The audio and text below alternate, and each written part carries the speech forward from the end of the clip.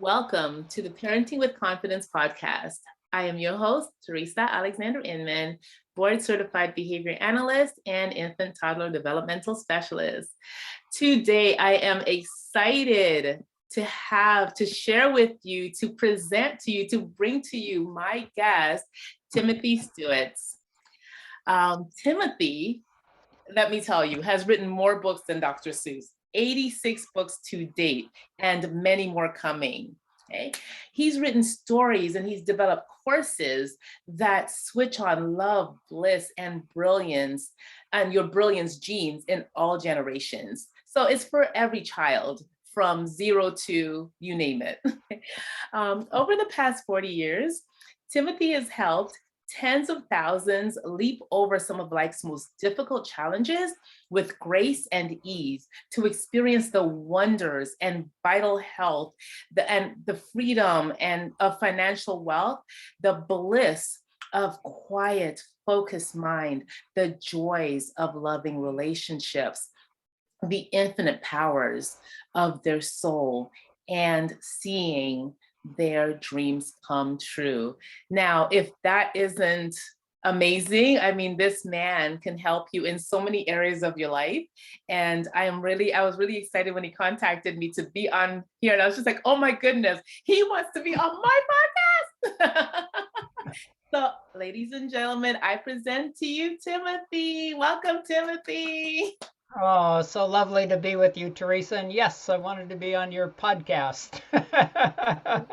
Oh, I saw you, I saw you what the purpose of it was, and I thought, wow, that's really wonderful. I just love to connect with your listeners and connect with you. thank you. And we are indeed honored to have you. So we're just going to jump right in because I want to be respectful of your time. And do not fear, people. Timothy will be back. This is not the first, and this is not, I mean, this is the first, but not the only podcast that we're the only time I'll be interviewing him. So just hold on because he's got a lot to offer. So I want to start off by asking you, when is the best time to start a reading program for your child, for children? The best time is when they're in the womb. And sages, modern sages and sages of old talked about the benefits of reading to children in the womb. They actually said you can shape the future of your child's life by reading certain stories to them in the womb and by playing certain musical compositions to them. So if you wanted a scientific child, you might start reading scientific things to them. But Albert Einstein, I think, had the best solution. A mother asked him one time, who had a 12-year-old child who wanted to be a scientist. So she asked Albert Einstein, what could she do to support that? And I think she was taken back a little bit when he said, read fairy tales. What do fairy tales have to do with science? But he basically said, if you want your child to be brilliant, read them fairy tales. If you want them to be even more brilliant, read them even more fairy tales. And fairy tales encompass such a wide range of what you can communicate to a child without teaching them. The lessons are built within the stories. So it's been proven by psychologists that starting about the 5th month in the womb, children start to form their connection with the outer world. So reading to them at that point in time, making sure that your voice, that child is reacting to your voice. So, we've heard about feeding ourselves well so that the child has good nutrition while it's in the womb. Well, there's the nutrition of vibration, and so I wouldn't be in arguments because everything that child feels, sees, hears, has to go through its body while it's in the womb will have an effect later on. Right, absolutely. And thank you for saying that because I've been trying to share the same message. However, you've done it so well because you talked about, starting at 5 months, the connection is there. And also, because I just thought, just read anything, but being targeted in what you read. I mean, that was my aha moment right here. Being targeted, like reading what you want your child to learn about. That was mind blowing for me. So thank you so much for sharing that. Yeah, it's really the basis of how I've written every story. I really consciously connect with every word, every sentence, every paragraph, the tone of the whole story, so I know that the tone is creating a vibration that whoever's reading the story, whoever's listening to the story, will get these loving, inspiring vibrations. That's awesome. And, because I'm so excited, I'm just thrilled. I can't wait to get my hands on a few more of your books because, I'm going to be your biggest fan. Ah. I too want to learn, right? And if I can use those stories to help the parents, I work with and the children I work with, then yes, definitely. Yes, there are definitely lessons in there for children of all ages, like you said earlier. I'm still learning from the stories. Um, I don't look at myself as the creator of these stories or the author. I'm just simply the vehicle through which they come through. Right. And so I go back and I reread my stories, and it's like, wow, who wrote that? Wow, this information is in there. That's really cool. Yeah. Listen, I get you. I actually just finished my first book, which will be Uh, available tomorrow. wow, congratulations. Thank you. And after reading it and rereading it, I had actually that same impression. I was just like, wait, who is this girl? What, like, this is really good information. And, people have shared with me that, it's been helpful because I had people read it just to get their impression of it. Mhm. And, I was just like, I don't want you to just read it. I want you to feel it. No, actually, I didn't ask them. I asked them afterwards, did you tell me about this book? They're like, oh, no, I felt. And I was just like, thank you, because that's what I wanted to convey. I didn't want to just be a book that people could just read. So that's awesome. And here I am with the master of writing stories. So Timothy, you and I are going to be best friends because I want to learn from you. Hey, I really do. I we want to can learn learn how to, from each other. yeah, exactly, because I want to be able to reach people, at the levels that you are able to reach them. Because the more of us there are, the more help we can impart to the world.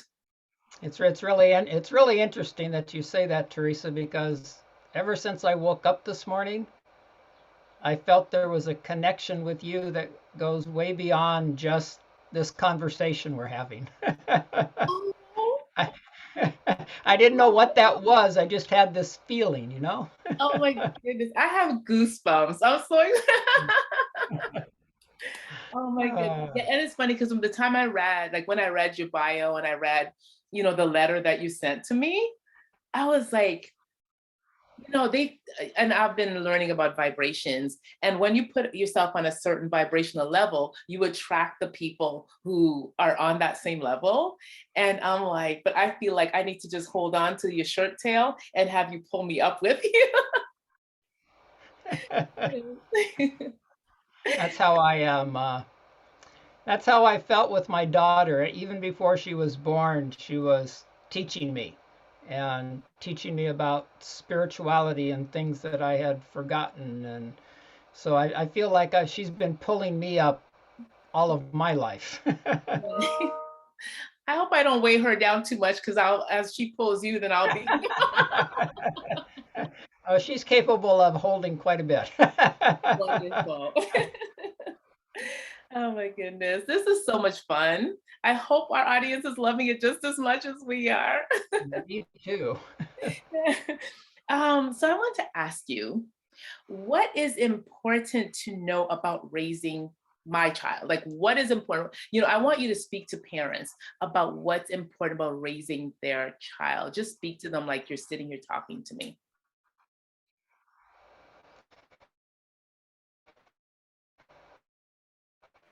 I think the most important child in each moment. It really requires letting go of our agendas and what we think we have to get done. That's part of it. It's just really tuning into that particular child every particular moment and learning how to read their movements, their their facial expressions, the tones in their voices. And it's not so much what they're saying or trying to say, it's what's beneath it. And if we can tune into that, I remember I met this couple when I was training to be a Reiki master, and they were both Reiki masters.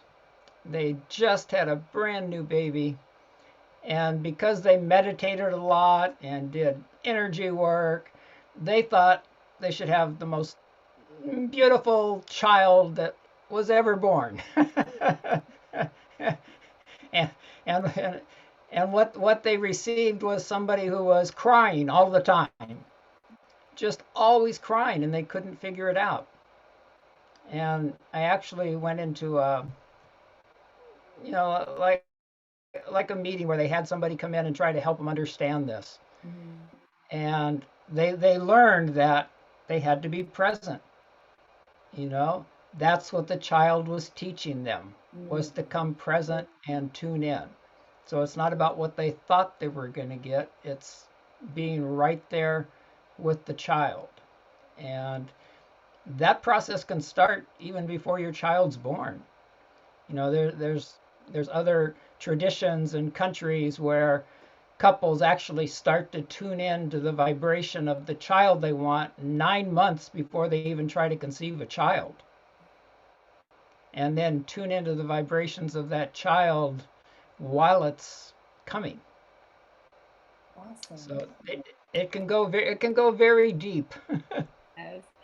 So give us one way that parents, and I noticed you when I asked you the question, I noticed you closed your eyes for a second, you took a deep breath, like you tuned in, which was amazing. So can I say that would be one of the ways that people can become present? Most definitely, it's like we're so used to reacting. Mhm. It's like somebody asks us a question, we have to say something back right away, rather than taking a few moments and just letting a response come out. So yeah, thank you for noticing that. And it's a practice we can all do quite often. And in fact, in the last couple of years, I've just been able to write stories that rhyme effortlessly. It's like all of a sudden, one day I sat down to write some stories, and it started to come out rhyming, and then story after story just started coming out rhyming, even when I didn't plan it. And as I was going through that process of learning rhyming, I thought this is how we should all speak to each other, because when you have to rhyme something, you have to really think about what you're about to say line to line. So I thought, wow, what a wonderful way to communicate with each other. That's right. Oh my gosh, that's awesome. So can I ask you though, can you give us another tip about, another way that parents can become present? Um, well, one thing they can do to help their child is to learn the different developmental stages that all children go through basically. Like from 0 to 2, they're capable of learning certain ways and so much. From 2 to 4, they're capable of more steps of learning. And from 4 to 7, and 7 to 12, and 12 to 15, and 15 on. And each of those stages of learning has what we'll call them like building blocks in there. Mhm. And if the child doesn't get those particular building blocks at that particular stage, it's like constructing a skyscraper and leaving out certain parts of the foundation. So it doesn't take much to learn the generalities of what children are capable of learning. And that saves a lot of frustration for parents. You know, we've all heard of the terrible twos. Well, that's because sometimes there's a 2-year old who's even a 4-year-old that's not capable of understanding logic. Mhm. And as parents, we seem to forget, we're trying to be logical with a child. Like, no, it doesn't work. So Exactly. we have to learn how they're capable of learning and adjust to that.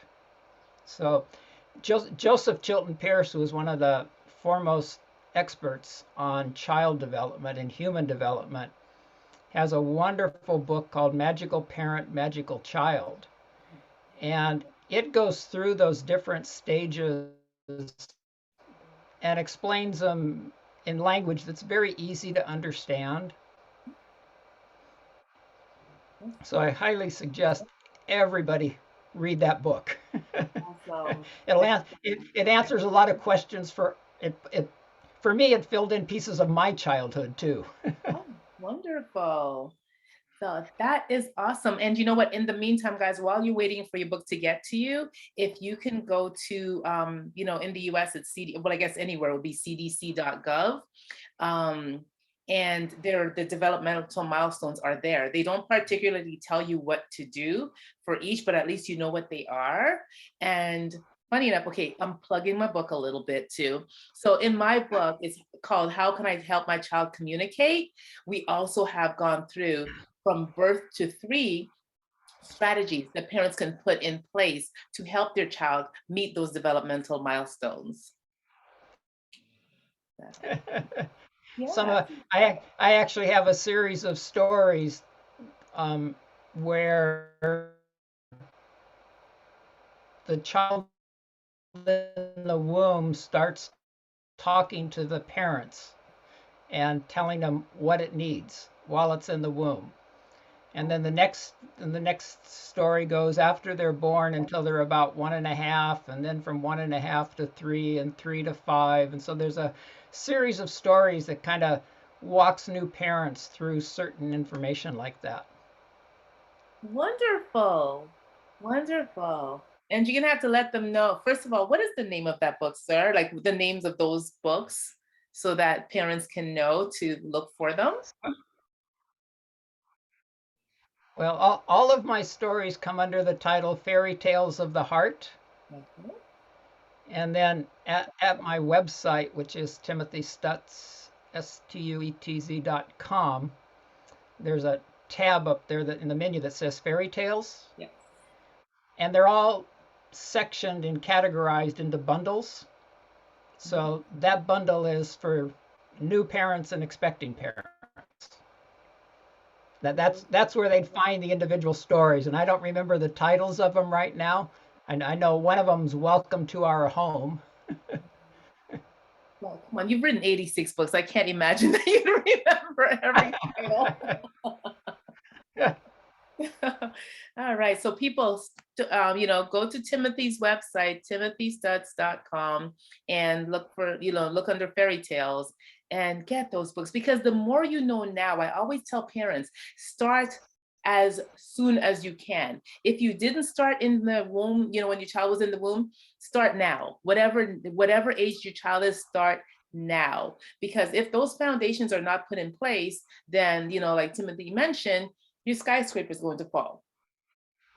So, and we don't want that. Yes, Do the hard work now, and everything will build on itself once they learn those foundational skills. most definitely. Wonderful.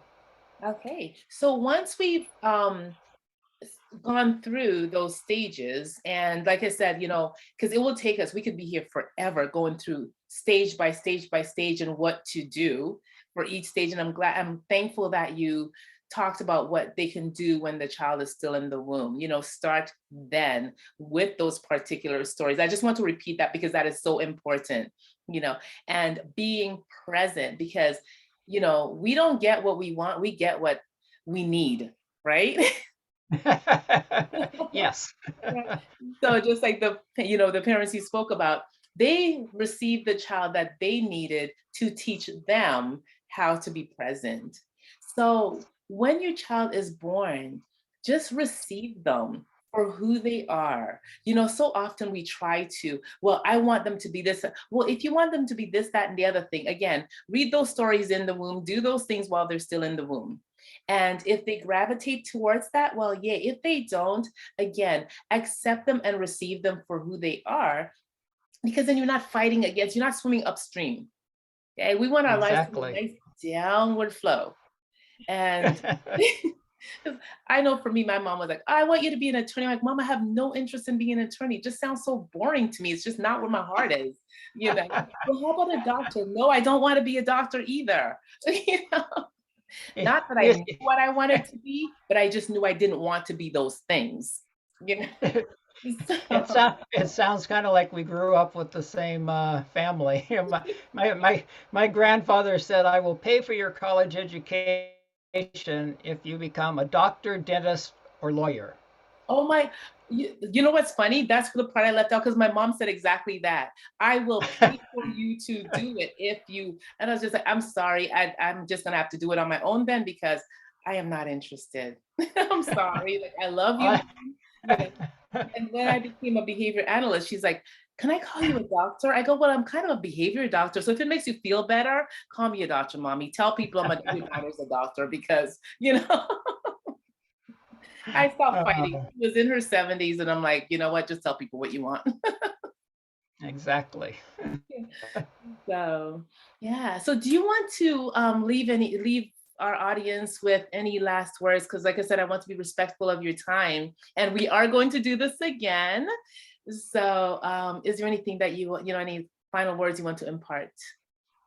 Well, I'll let parents know too. We were talking about um, how they can support their children. Mhm. And I also have a book club, which not only supports children, but it supports the parents. And it includes all of the fairy tales that I've written with a lifetime membership and monthly membership. You get like 5 fairy tales a month. And it includes a live story time every month for the children. Hmm. And all of my books, well, most of the books, do not have pictures on the inside. And that's because I don't want children's minds to be influenced and staring at a picture that an adult put there. I want the children's minds spinning and seeing their own images as they listen to the words in the story. And it also creates an atmosphere, an environment where the reader, the parent, and the child can talk about what the child saw or what the child's feeling with each page. And I expand that with this book club so that the month after we read a story, the children can submit pictures of their own from what they get out of the story, and they can draw them with colored pencils or inks or, you know, oil paintings or fabric, whatever. And then we're going to create a book illustrated by the children each month. And that book club also includes 2 live Zooms with parents each month so that if parents just need some place to talk Mhm. and get support from other parents, or if they have a specific problem, they can share it. And we'll do some meditation and coming to center and learning how to center ourselves.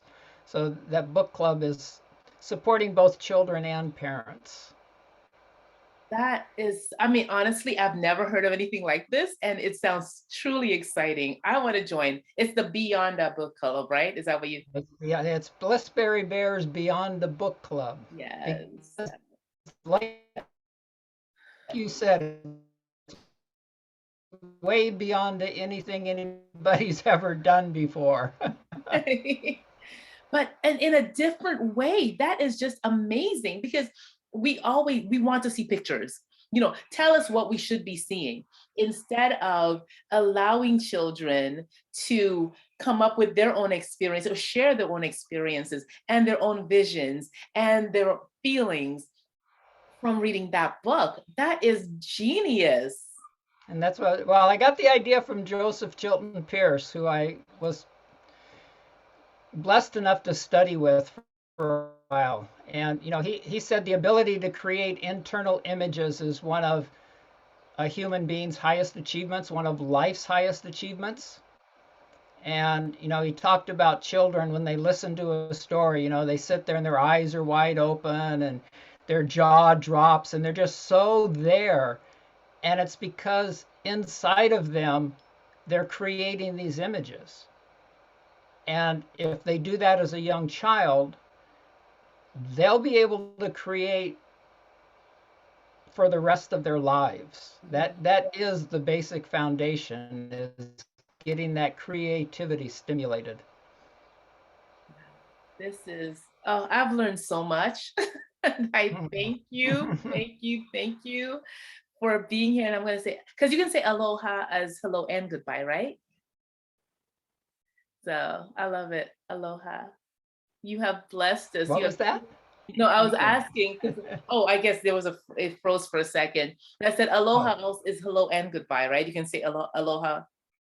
You can. Yes. So yes, 'cause I actually, because of you, I looked up, well, on your website, you have when you talk about what aloha means, it's like, I didn't know it was that deep of a meaning. I just thought it was hello, goodbye. I didn't realize all the nuances that were involved in that simple aloha. So I'm gonna have to borrow that from you. I'm gonna have to say, Bradley Morris now is great, but I love aloha.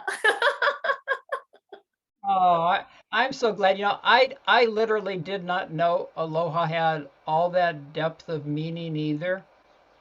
And I just love the tone of the word. Mhm.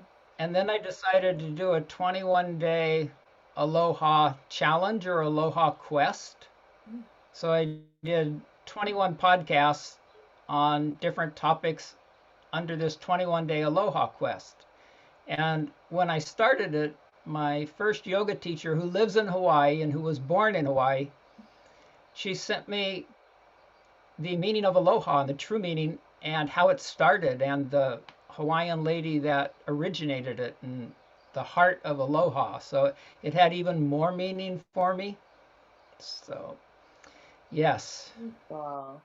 it's Wow. it encompasses truth and humbleness and being present in each moment, our divinity, our divine light, and seeing God in everyone and everything. And that's what aloha embraces.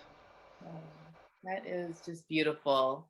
Beautiful. Mhm. And once again, Timothy, thank you so much for gracing us with your presence. And we'll Mm. see you again soon, right? You promise? I promise. It's just so Okay. lovely to be with you. Thank you. All right. So be Thank you, blessed Teresa. and thank you. Sorry, I just talked over you. What was the last thing you said? Sorry. Just another thank you. Okay. You're welcome. You're welcome. All right. So aloha. And we'll see you again soon. Aloha.